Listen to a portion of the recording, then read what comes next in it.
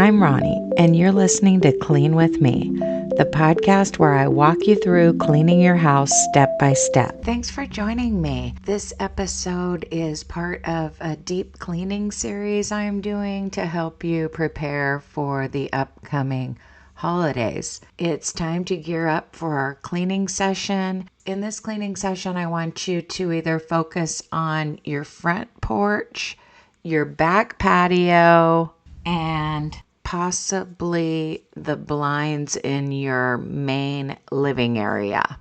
Maybe you need to freshen up for the day and slip into something that is comfortable yet presentable. We are going to be going outside, so dress for the weather. You probably want to put on some shoes, and I'm going to give you a couple minutes to do that.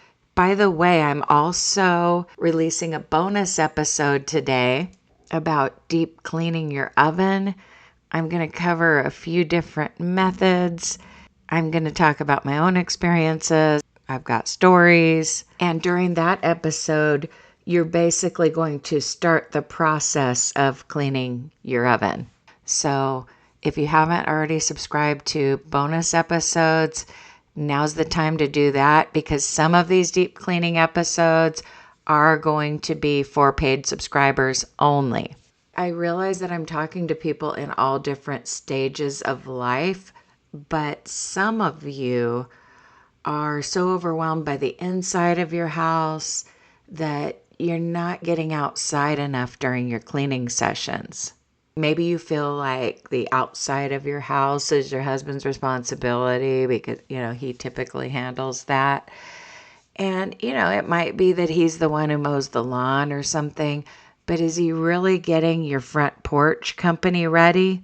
Maybe he is, maybe he isn't. But in this episode, I'm going to assume that the task falls to you. And what we're not going to talk about is pulling weeds, mowing the lawn, things like that. I mean, that might be something that you're planning to do soon. However, this is a cleaning show, and arguably it's pretty affordable to hire a teenager to do your yard work, if you have more money than time. Also, mowing the lawn is something that can be done closer to your upcoming get-together. Although I realize some of you have an HOA or just a reputation to uphold, and you need to do yard work more often. I get it, but again, it's beyond the scope of this show. Hopefully by now you are dressed for the cleaning session. Let's head outside, and I don't know what the condition of your porch and patio is, so some of you might need to only focus on one of those areas, whereas others might be able to straighten up both, but this is going to be a short episode. Front porch doesn't need attention. Obviously, head out to the back patio, but I'm going to talk about both. As always, you're going to need to customize this cleaning session to your own situation. But what I do want to do is raise your awareness about what might need to be done at your house and give you some ideas and get you up and moving and working on something, okay? If you're being productive while listening, that's a good thing, whether you're doing what I'm talking about or not. All that having been said, let's head up to your front porch for those of you who are cleaning along. If you live in a regular house, you probably have a garden hose out in your front yard, or worst case, you might have one that you carry back and forth from the backyard to the front yard. You are going to use a garden hose in this episode if you have one. However, if you live in an apartment, you might be just using a broom to sweep off your front porch area. Maybe it's just a stoop at the top of some stairs, or maybe you just live in a home where you don't have a spigot out front to attach your hose. Most of you have a hose though. Make sure it's attached to the spigot and ready to go. And of course, before we start sweeping or hosing down your front porch area, you're going to remove any clutter. Sometimes things just get set on the front porch. Maybe a cup that you took out of the car while you were getting ready to go somewhere and you just stuck it on that little table that's on your front porch. Who knows? You might have some random items on the front porch. I don't know what they are. It's time to relocate those and put those where they belong. Basically, just straighten up. You may have front porch furniture and decorations, or you might not have a large porch area and you might not have any decorations at all, or maybe just something hanging on the front door. But now's the time to remove anything that does not belong.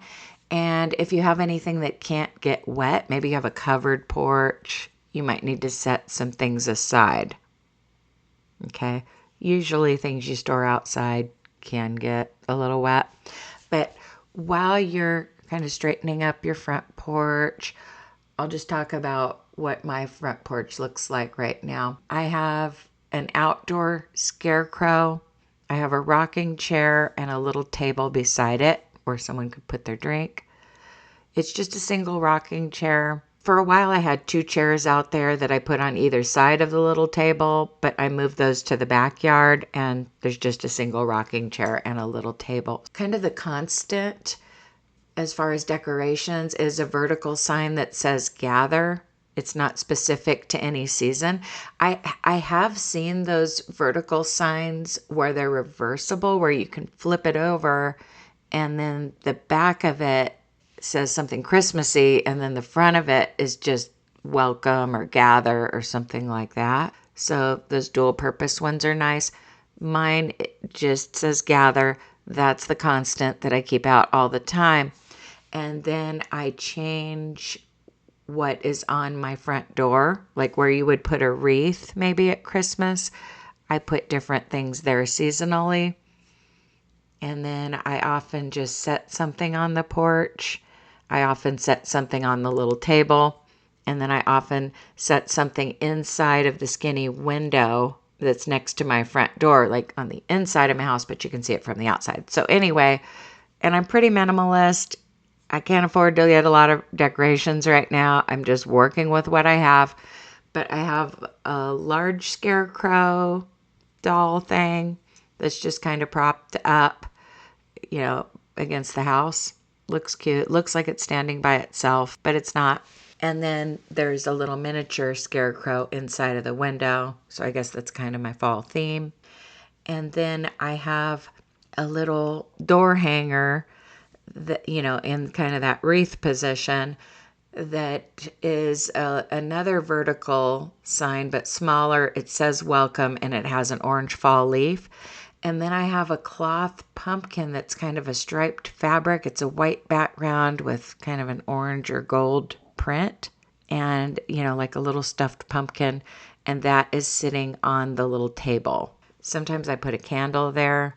So my decor is kind of minimalist, but you might have more stuff to the point where you need to set it aside before you hose down the front of your house. And of course, I have a welcome mat, but it does not say welcome. I'll just talk about that for a minute. I needed a new welcome mat, and I'm just using welcome mat as a figure of speech. I noticed a lot of them had the word hello or welcome, especially hello. I think that's popular right now to have that on your doormat. But what I noticed is that a plain one that was this exact same mat as one of the ones that said hello on it, same quality, was a lot cheaper without the word on it. Okay, so I just got the plain one.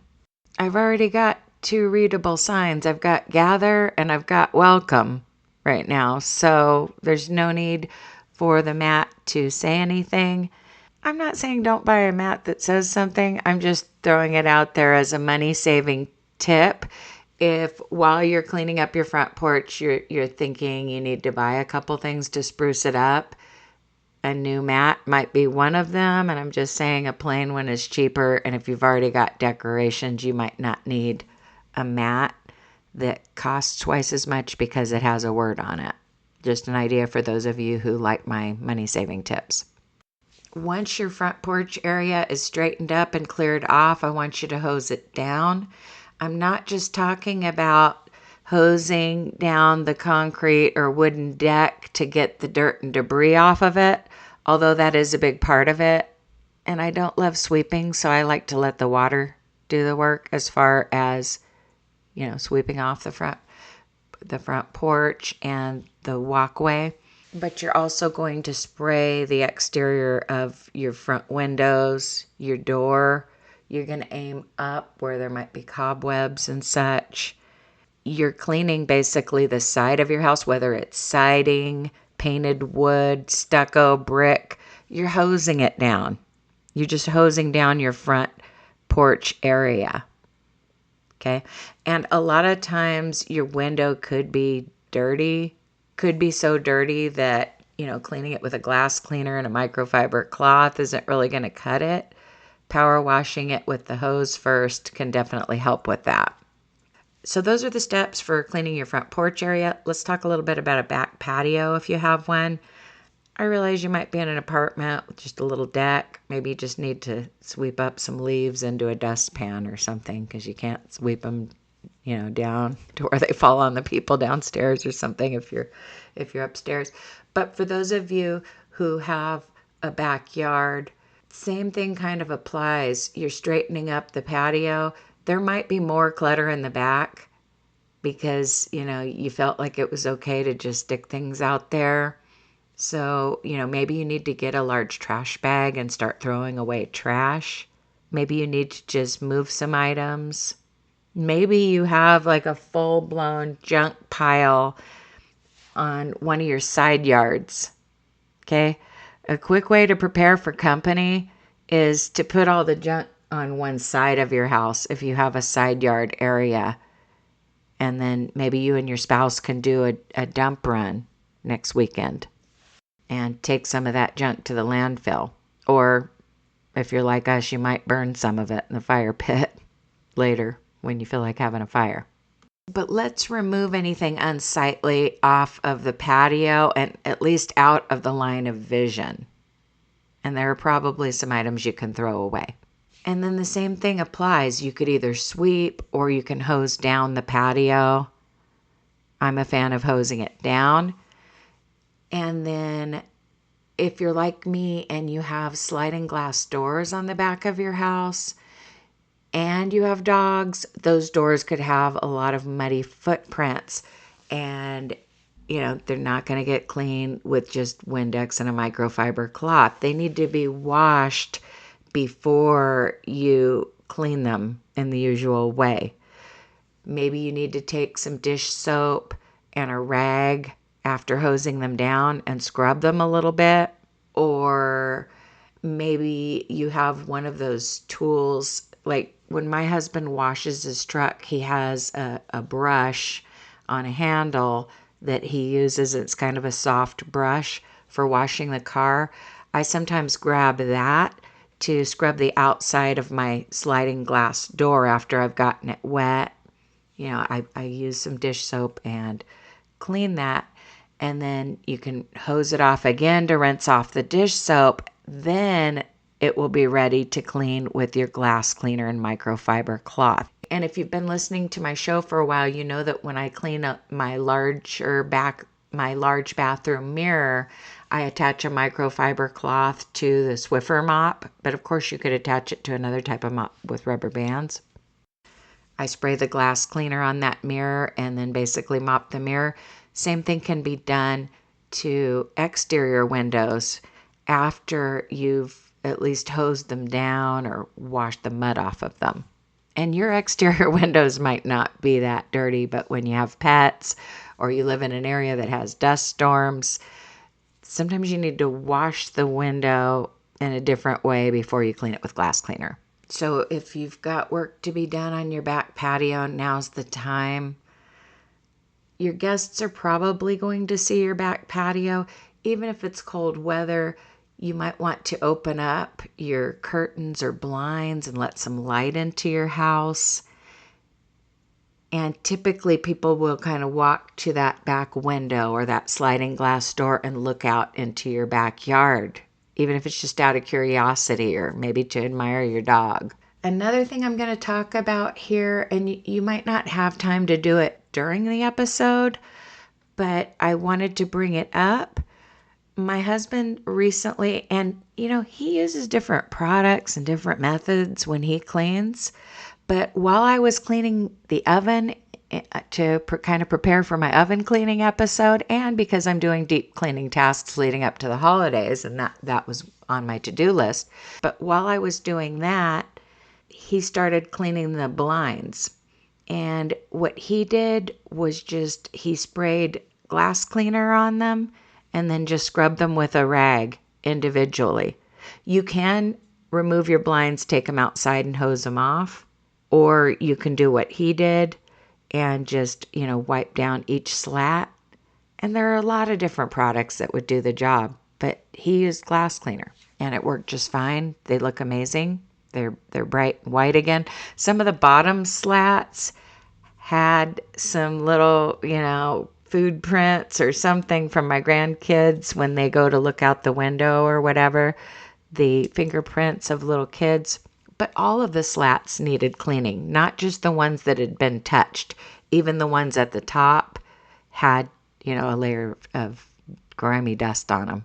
So part of getting your front entrance presentable is usually cleaning at least that big picture window on the front of your house. Now, one house I lived in did not have a window on the front other than just one of the kid bedrooms faced the street, but it had one of those doors that's a window.